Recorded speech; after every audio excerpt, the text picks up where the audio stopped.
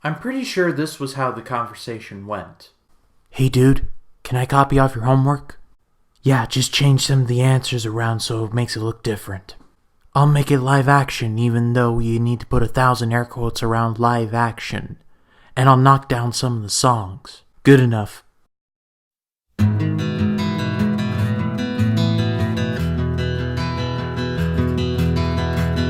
Hello everyone, my name is Ryan Cam and welcome to my review for the 2019 version of The Lion King. This movie was directed by Jon Favreau and it is a shot-for-shot remake of the 1993 animated classic. We might as well call it a shot-for-shot remake because that is exactly what it is. But before we go on with the review, I just want to remind you all that if you like this video, please be sure to leave a like. Leave your thoughts on this movie down in the comments section below. And if you like what you've seen here and you want to see more, click the big red subscribe button and the bell to allow notifications. With all that out of the way, let's dive into the 2019 version of The Lion King. I'm just going to nip something in the bud right here and right now. I did not hate this movie. And I know, I've been reading on Twitter and everywhere else that a lot of people are like, this is just a hack movie, it's a hack job, and it's disrespectful to the original. Well, that last part's kind of up for debate, but as a whole, I actually didn't hate this remake. It's got a lot of problems, but it's also got some good stuff in there as well. The biggest amount of praise I could give to this movie was they got James Earl Jones to return as Mufasa. Like, if there's one thing that they carried over from the original to the remake, it's James Earl Jones as Mufasa. Like, hook it to my veins. I am on board. Even though he lacked a lot of the same emotion from the original, more on that in a little bit, he still brought the booming voice that we know from Mufasa. I also really liked some of the songs. Can You Feel the Love Tonight, or in the case of this version, The Afternoon. That one was really good. Maybe it's because you got Childish Gambino and Sasha Fierce voicing lions.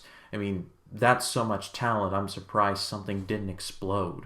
Then you also have Hakuna Matata, which, of course, that is a fantastic song, and it's done pretty well here. And of course the intro, which, whether it's in live action or animated, the opening to The Lion King will always give me goosebumps.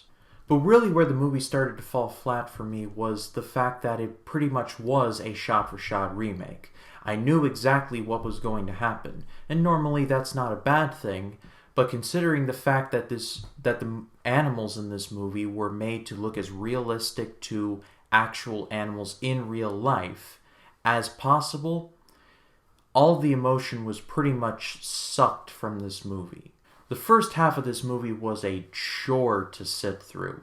Not only was it just kind of lifeless and meaningless, but at the end of the scene where Mufasa dies, spoiler alert, it's The Lion King. If you haven't seen it, what the hell are you doing? And Simba runs off the gorge and is supposedly dead.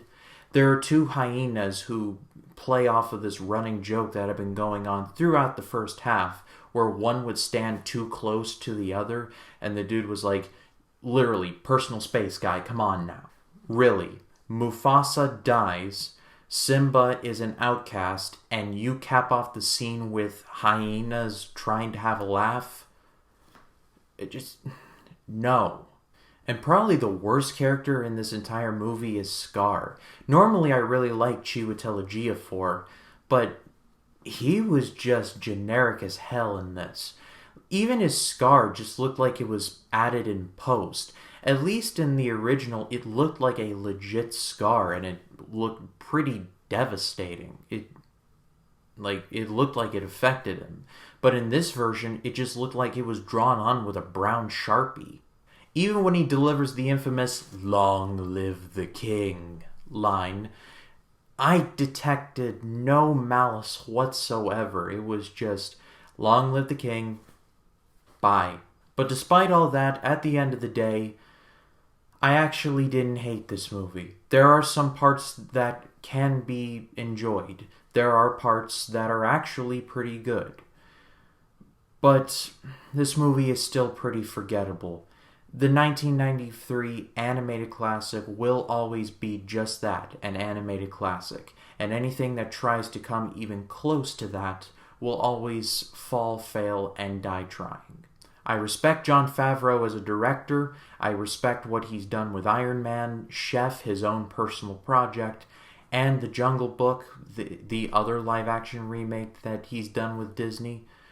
But I'm just kind of ambivalent to this one. It's just, it exists. But that's all for me, guys. Thank you so much for watching. My name is Ryan Kem, and I'll see you in the next one.